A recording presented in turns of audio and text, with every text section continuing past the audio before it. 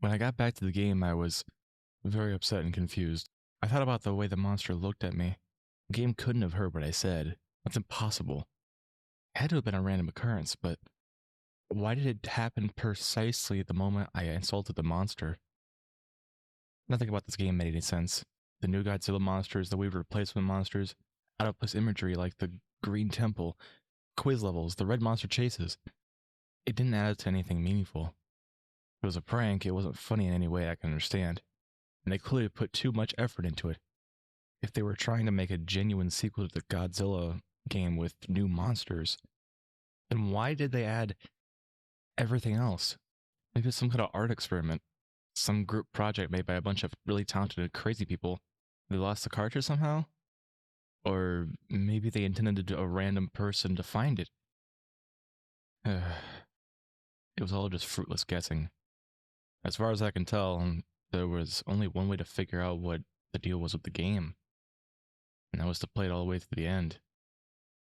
Maybe, just maybe, there would be some kind of something in the credits, an explanation by the creators as to why they made this. Maybe it could be something more cryptic and strange. Maybe something horrifying. Before I got a good look at the Dementia board, I considered replaying Trance to see if the red monster would look at me again, but I decided against it. I wanted to keep moving forward. I was somewhat worried that backtracking might cause the game to become even more strange. The Dementia board sounded a lot like the Saturn music, except it was slowed down and played with a piano-sounding instrument. Like most of these new map themes, it had a dangerous, suspenseful feel. While I listened to the music, I looked at the Dementia board. There was 4 monsters this time: Space Godzilla, Manda, Gigan, and Baragon. I was surprised to see 2 new Toho monsters this time, but the best surprise was still yet to come. I started the quiz level, and here's a list of the results in the same format as the last one. Can you swim? Yes. Reaction happy. Do you like fish? Yes. Reaction sick. Can penguins fly? No. Reaction sad. Can it spin in all directions? There was no clarification of what face meant by it, so I just guessed. No. Reaction surprised. Do you breathe oxygen? Yes. Reaction. Weird face number 8. Does it taste good when you bite a woman? I don't know who came up with this question, but I really hope they're getting mental help. No. Reaction annoyed. Is it night where you are? Yes. Reaction. Weird face number 6. Do you like cats? Yes. Reaction confused. Is water wet? Yes. Reaction angry. Have you ever broken a bone? No. Reaction happy. Do you like your job? Yes. Reaction hurt. Would you like a new monster? Yes. Weird face number 11. I wasn't entirely sure at the time what face meant by new monster, but I couldn't resist answering yes, just to see what would happen. The result was mind-blowing. The game took me back to the board, and I had a new playable monster in the form of Anguirus. Ever since I was a kid, I always wanted to play as Anguirus since he was my second favorite Godzilla monster, and plus I never liked Mothra all that much. I moved my new Anguirus piece to the level right next to it, eager to try out my new monster. Before I get into level description, let me talk about Anguirus a little bit. Using the up and down buttons, you could choose whether Anguirus stood in his bipedal stance or crawled around on all 4s. It wasn't a huge difference, but being able to stand was helpful in boss fights, and crawling sometimes helped dodge obstacles and attacks. You could punch and kick like Godzilla, but no tail whip. Instead, he had something far more interesting: an ability to curl up into a spiked ball of death and roll around. Could still take damage, but it was lessened. It was a good way to clear out stage enemies, but unfortunately, doing this also drained the power bar. But the spike ball wasn't the only special ability he had. If you press start, he would fire a beam of energy out of his mouth that resembled Titanosaurus's sonar attack. And if this was a hack, it might have been inspired by the roar attack from Atari's Godzilla fighting games. Also of note is that when I was playing Anguirus, the level meter gets glitched up. Judging by the life bar, I'd say it's about level 10. Now, onto the level. These levels are a green palette swap of the ground and background tiles from the blue mountains. But what immediately caught my attention was the water, which had a transparency effect. Was that even possible in an NES game? I know Super Nintendo can do it, but I had never seen a transparency effect in a game on the NES before. The Green Mountains music was played with a similar instrument to the Blue Mountains, but the melody was totally different. It's a very simple song with abrupt pauses, followed by a loud note every few seconds. Anyway, I went through the usual stroll level, and again there was no monsters or anything. But pretty soon I had reached a cliff above the water. There was nowhere to go but down into the water, so I went. The water transparency made things harder to see, but it's tolerable. After going underwater, I encountered two new enemies, a giant piranha and some kind of spiky bottom feeder thing. I liked the piranha because I could easily tell what it was. It was the same enemy design that would appear in a real game, and there were very few enemies like this. It didn't take many hits to kill, but they were quite annoying and considerably trimmed down your life if they got too close. They tend to travel in packs. As for the bottom feeders, they're easy to deal with. They swim along the bottom of the screen towards you, and are easily crushed by the roll attack or jumped over. In this screen cap, you can see me about to run one of them over, and there's a pack of piranha behind it. After I beat the level, I moved Godzilla to a blue castle icon. When I started the level, I got a title on the screen with the text, Unforgiving Cold. The level itself looked like a castle dungeon made with blue blocks, with rows of identical white statue faces on the walls. The statue faces had a permanent look of horror on their faces. There was also some flickering gray static, which didn't really seem to obscure my vision, but it added another unsettling mood to these levels. The music was a 12-second loop of a low-pitched choir vocalizing. It sounded very familiar to me. Whenever I played one of these levels, I get this sudden, horrible feeling of anxiety. I had the feeling that the further I progressed into the level, the closer I would be getting something unspeakably evil. There weren't any enemies, but these were some of the longest levels in the game. I only played one level, but it took me 7 minutes to complete. I didn't want to admit myself at the time, but I realized something while playing the Blue Castle level. This game has the power to make the player feel certain things. I don't mean in a sense that you get irritated playing a crappy game, or get unnerved by something scary that happened in the game. What I mean is that certain events of the game can instantly make you start feeling something. I know that sounds completely insane, and I don't blame you for not believing in me. I wouldn't believe any of this if I didn't play the game for myself.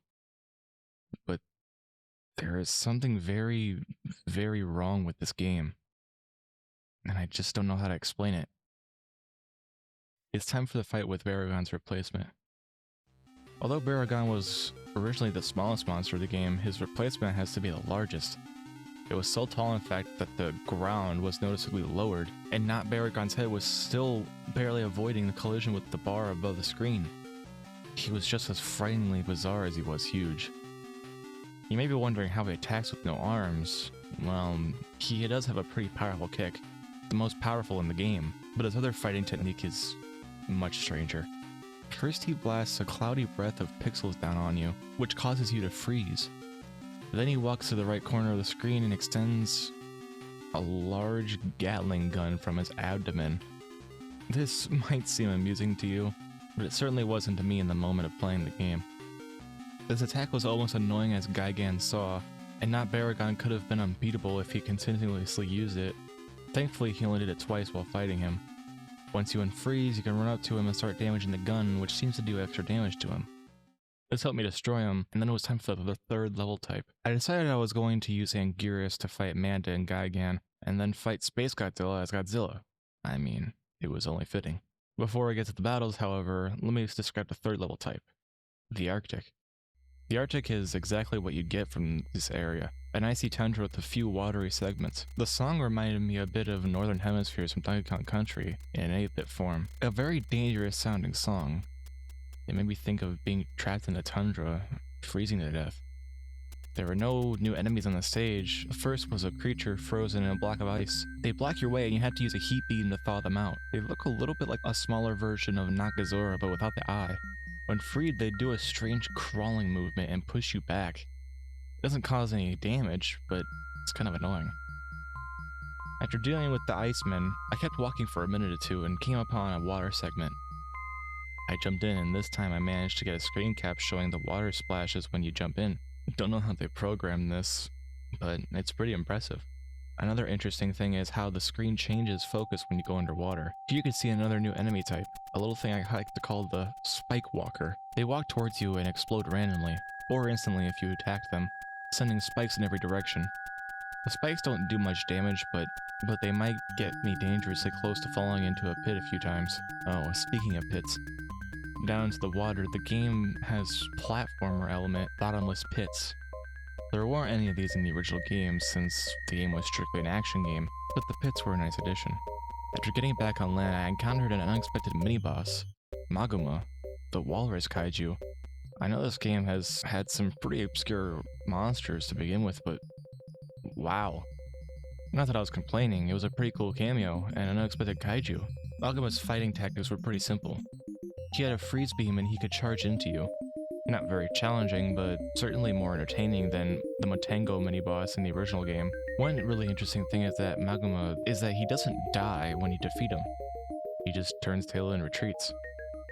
This is the first time I'd seen an enemy monster change direction, let alone retreat. I tried chasing after him, but he disappeared into the water. Poor bastard. I'll talk about the Manda fight next. I forgot to mention it before, but music that plays during new monster fights are just reused themes from the original game. So far the themes have been Titanosaurus, Godzilla's music, Violante, Hedorah's music, Orga, Baragon, and Mogura's music, Manda, Varen's music, Space Godzilla, Mechagodzilla's music. As for the fight with Manda, he was a pretty crafty opponent. When it realized one tactic was ineffective, it would immediately start going to a different one. Manda used quite a few tricks, like spitting fire, biting, and the most irritating of all, constricting.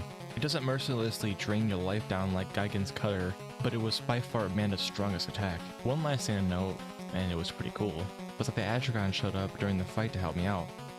Manda crushed it with ease, but it was still pretty cool. After I slayed Manda, I played through an Arctic level for health power-ups, and then it was on to fight Gigan's replacement.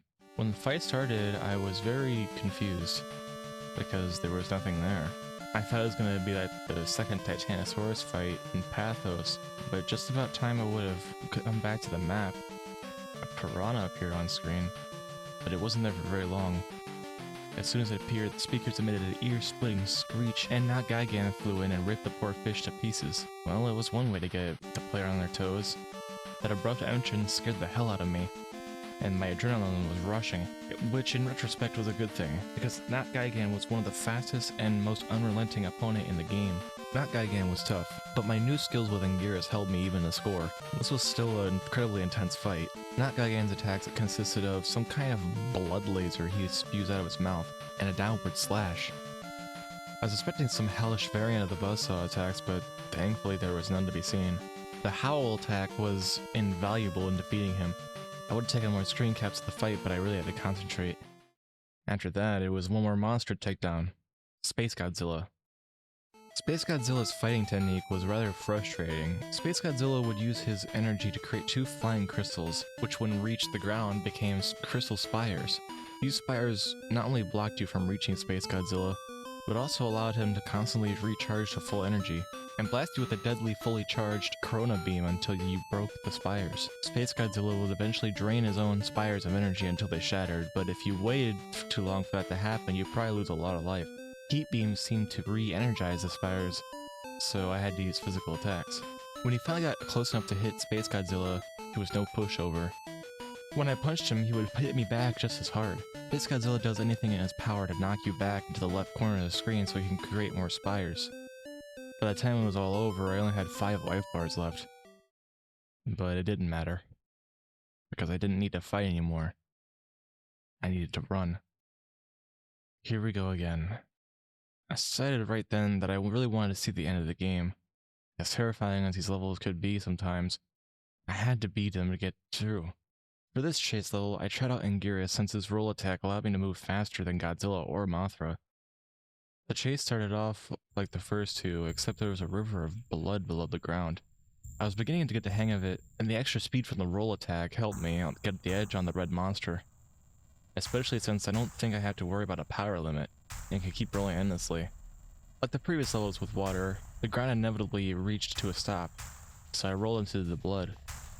To my surprise, the hell beast didn't go after me. It stopped right at the edge of the ground and grimaced. I guess I can't swim, I thought to myself. So I went under blood, I suppose, and continued moving. There wasn't anything around, but I knew something was up. The chase wasn't going to end that easily, could it? Surely something else would show up, and sure enough, I heard the bellowing roar, sounding slightly different.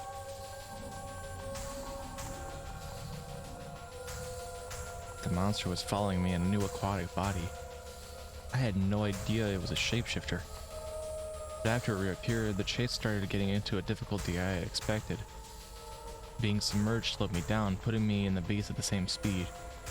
The only thing that would keep me alive was fast thinking and reflexes. I encountered some bottomless pits, in which mines floated up from. I assume if you hit one, it would not only damage you, but knock you back. Considering how fast the red monster swims, hitting these mines would be an instant death, but that wasn't all I had to be wary of. Halfway through the chase, the hellbeast revealed yet another surprise. A tentacle formed of intestine and topped with a clawed set of jaws bursting from its mouth. I only barely avoided both the tentacles and the mines, but I could tell that the beast was getting desperate because the chase was nearly over. After about a minute later, I had spotted a bit of ground that served as an exit. I leaped with all my might as I could muster without breaking my controller.